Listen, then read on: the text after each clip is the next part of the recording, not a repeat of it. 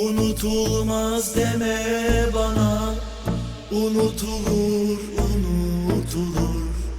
Kapanır en derin yara, acısı da unutulur. En acı dermandır yıllar, sen dursan da dünya döner.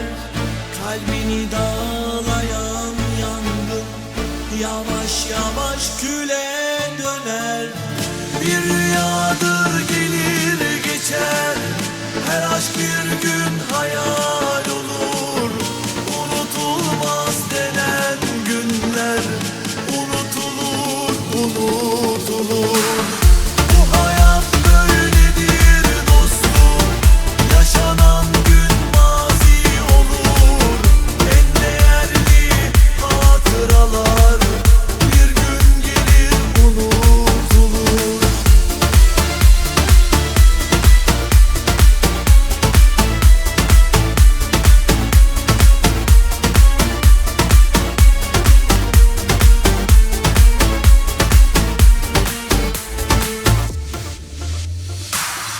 Unutulmaz deme bana, unutulur, unutulur. Kapanır en derin yara, acısı da unutulur. En acı dermandır yıllar, sen dursan da dünya döner.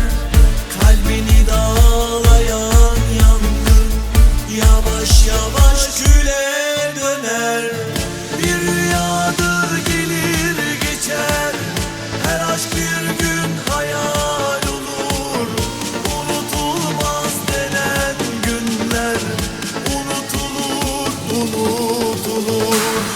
Bu hayat böyledir dostum, yaşanan gün mazi olur. En değerli hatıralar bir gün gelir unutulur.